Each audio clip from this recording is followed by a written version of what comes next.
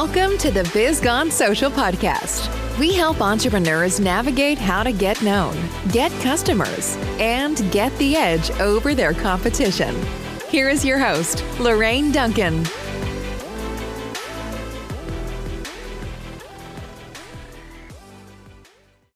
Here we are on the Biz Gone Social Podcast. I'm so glad to be here. My promise to you, as always, I want to give you a little bit of verbal caffeine that's going to energize your business and help you stay social. Because after all, don't you want to be the person in business that everyone's talking about? I know I do. And I'm so stoked today to have Doug Thorpe with me. Welcome, Doug.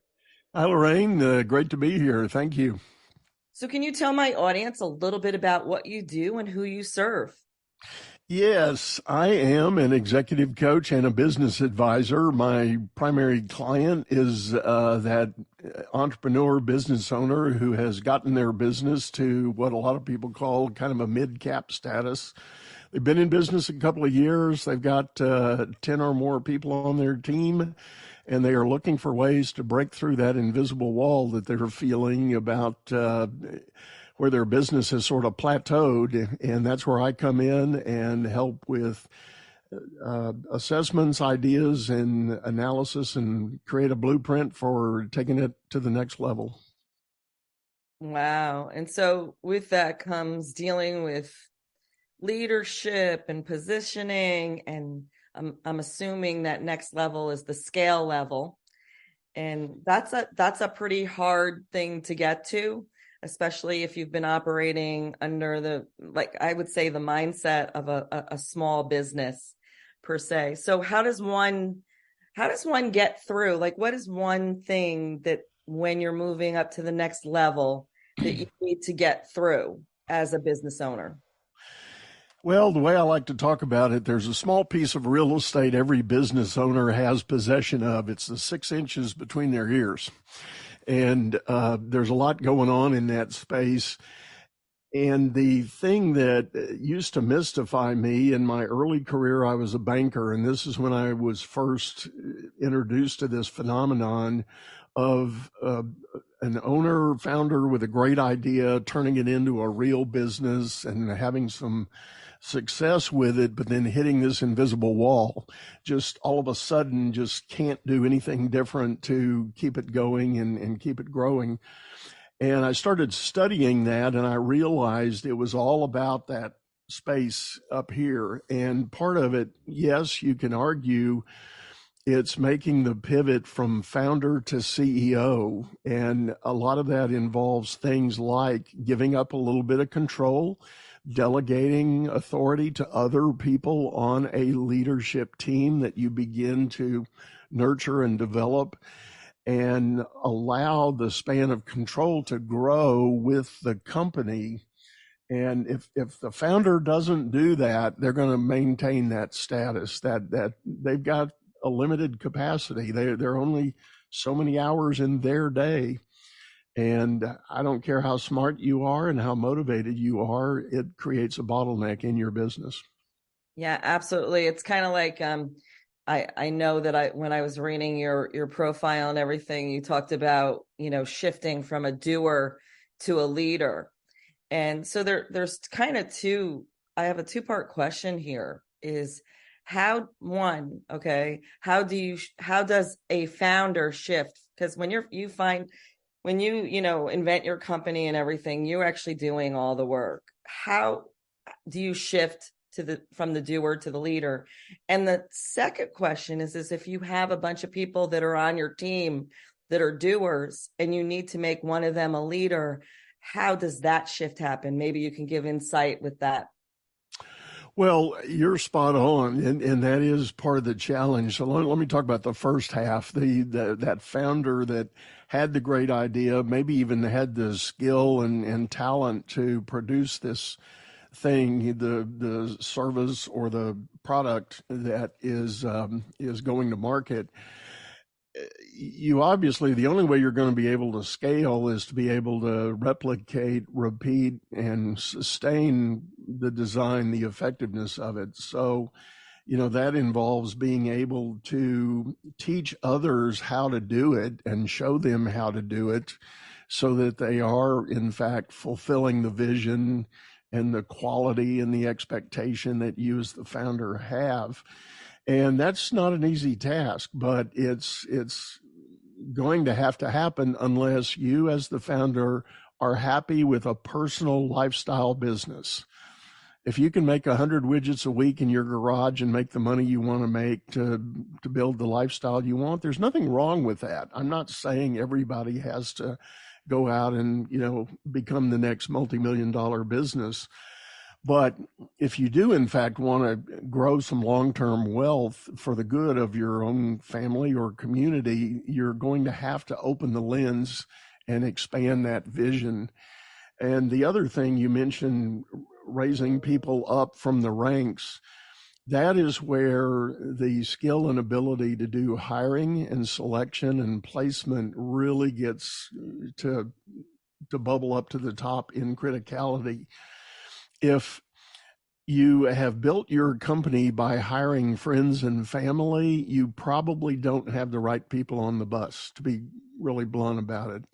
I see it happen too often, and there's nothing wrong in the startup phase with doing that, but everybody needs to have an expectation that that's not probably going to last forever. And I deal with a lot of businesses now that there are a lot of baby boomers that are selling their businesses, turning things over to the next generation. And I see this time and time again. Mom or dad sells the business, but son and daughter or brother or brother-in-law stay on. And the new buyers got their hands full trying to make that transition be smooth and effective. So there is most definitely a people and culture aspect on how to take everything to the next level. Yeah, I'm a big fan of creating your own culture. And so like when I did my first hire I subcontract out a lot of my business. But what I was going to say, when I hired my first person, I actually hired a company to do that. And one of the things they did is they hired to my Colby. So it was kind of a cool thing, and a couple other assessment tests. And I've had her now for 2 years, love her to death, and she does an amazing job. And so I'm always thinking of that next level, because I know at some point we all hit that. You mentioned something interesting. You talked about, somebody selling a business, and then there's a culture already set in place there, like the brother-in-law or the daughter or whatever. I know one of those businesses, and it's miserable because in some cases that's not even what they wanted to be when they grew up. So right. Plus there's a certain amount of, like, when it's your dad's business, there's a certain amount of ownership that the daughter or the son takes on. And then so when it's sold and given to somebody else, it's not the same. So I could totally, I can see all the problems there. I feel that, like, as a business owner, you really need to make your own culture. You need to create that, and you need to make it thriving and a very understanding kind of a culture that is, well, for me, it would be chill. I don't like intense, but, it's hard to be a leader, and it's like, what would you say is, as a leader, how do you build that, rapport and trust between a leader and a team? Well, I'll say this. When we start talking to owners about leadership, I think there's a critical need to understand leadership operates on 3 different levels. First, if you're going to be an effective leader, you've got to figure out how to lead yourself. If you've got some quirky habits or quirky behaviors or mindsets and views of the world, you need to really make a deep dive into what those are about and ask yourself the question, do they really represent the vision of where you want to take the company? And you might need to start by making some of those personal adjustments on how you want to show up as a leader. Then and only then can you start thinking about leading others. And it still goes back to the idea of creating a leadership vision. And that leadership vision needs to align with where you want to take the company. But a lot of people read a lot of books and they go to programs and they figure out how to create these really cool vision ideas for their business, but they've never set a leadership vision. And that's where I do a lot of my work with owners and founders to help them really create that leadership framework that they think will be valuable for the company. What would you say is one differential between a leader vision and a company vision? Well, a lot of times they end up aligning pretty tightly, and when you really put words to them, they start to mesh together, and that's great if they do. But what I tell individuals when I'm coaching leadership, I tell them there are hundreds of thousands of books, literally hundreds of thousands of books about leadership out on the market.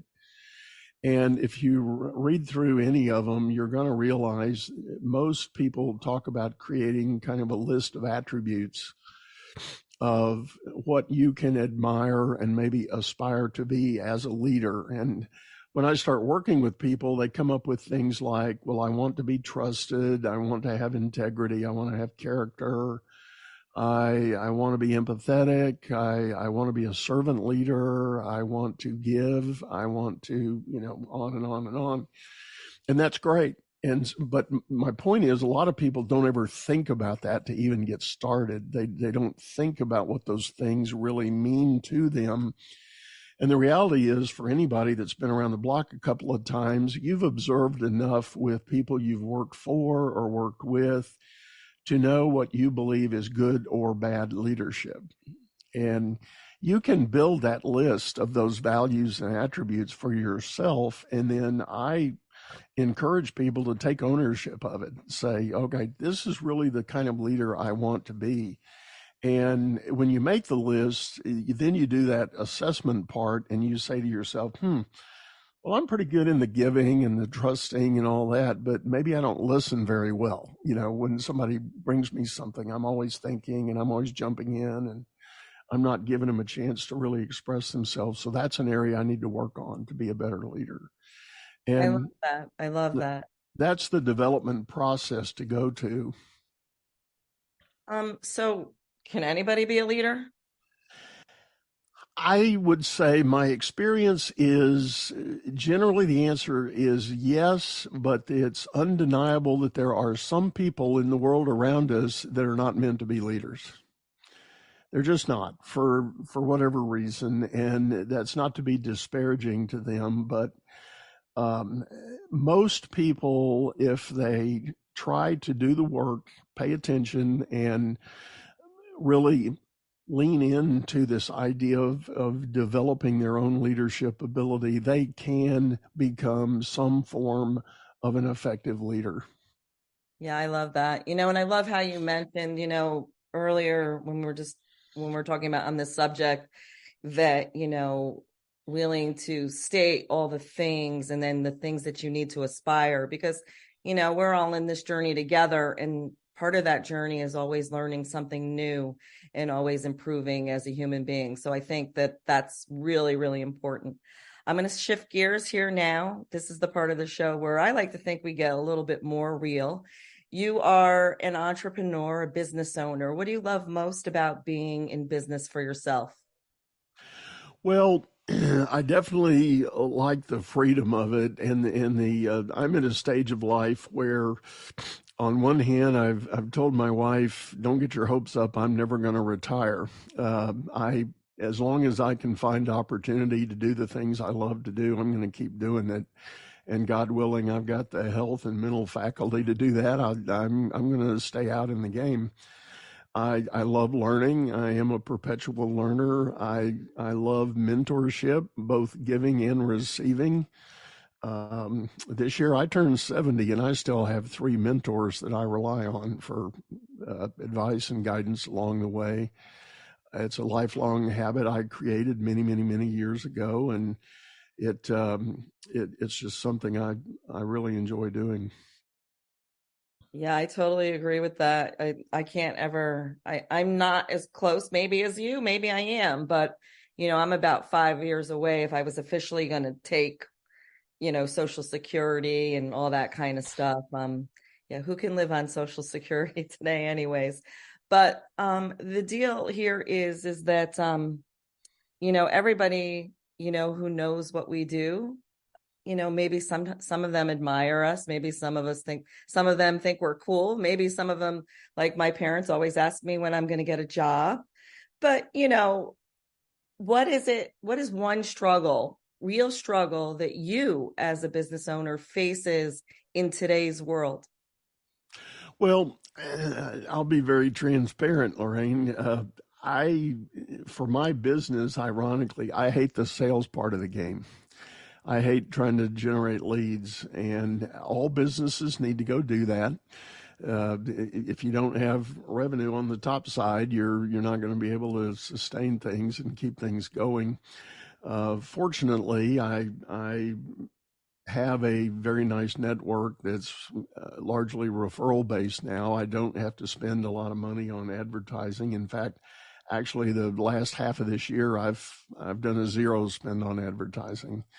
I do produce a podcast and I produce a blog, and there's some overhead with putting that out there, but I let the social media engine do all the propagating and posting to allow me to expand my message and get it out to folks. So, but what you might think of as the very traditional sales funnel generation and pipeline filling and all that, that's a part of the business I've never liked. And I just, it seems that I find other ways to generate the business, and I don't really have people ask me, I've often had consultants approach me and say, "What's your sales process?" And I said, "I don't have one."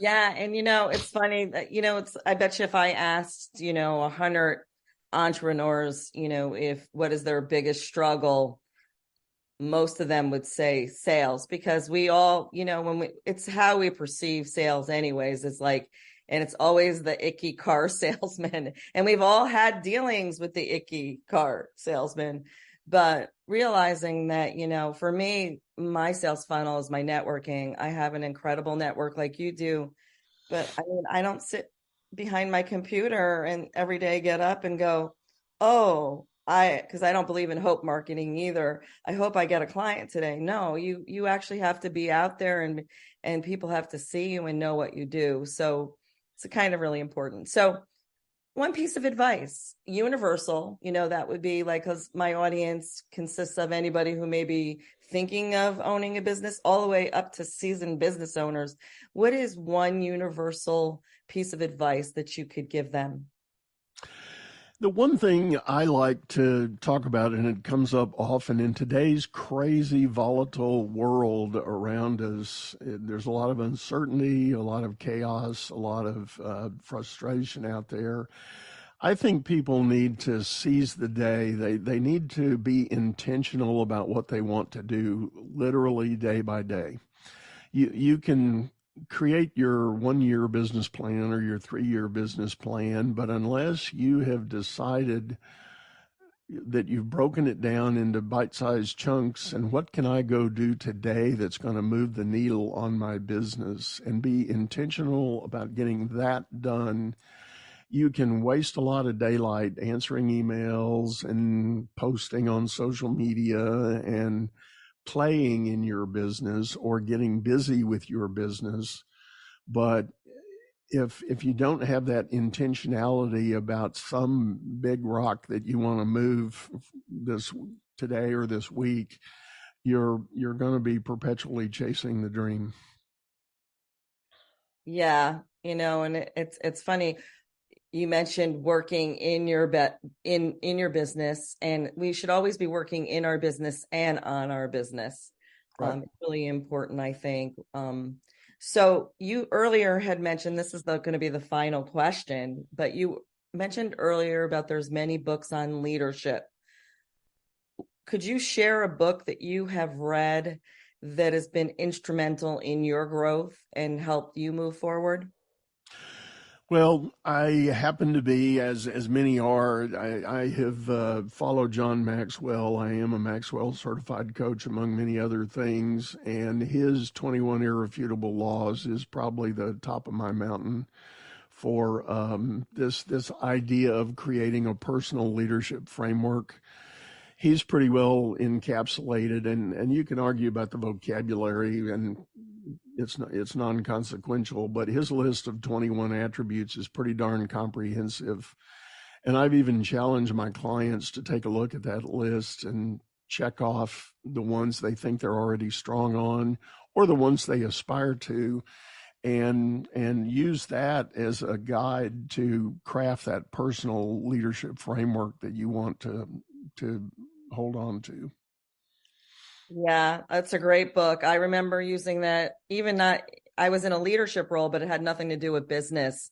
And literally I lived by that book because the drama that can happen, especially as a women's ministry leader, was like intense. And that was probably one of the best books that I ever read. So with that being said, I know there's a lot of people out there that have resonated with you today. So if somebody needs to talk with you or get in touch with you, how would they do that? Best way to do it is hop over to my website at Doug Thorpe. That's THORPE.com. There is a consult button on there. I offer a free discovery call. We'll spend up to about 30 minutes talking about your ideas and questions. And if there's a fit, we can figure out how we might agree to work together. If not, I may have some resources, some referrals I can offer up to you, but I would love to have the chance to chat. That's awesome. Well, I want to again thank you, Doug, for being a really great guest on my show. And until next week, everyone, this is the Biz Gone Social Podcast. Don't forget to subscribe to it, and also check out Doug's podcast. Subscribe to that too. And I will see you soon. Have a great, great week. Thanks for listening to the Biz Gone Social Podcast. Find us on Instagram at Biz Gone Social for extra tips. Check back weekly for new episodes. Until next time, stay social.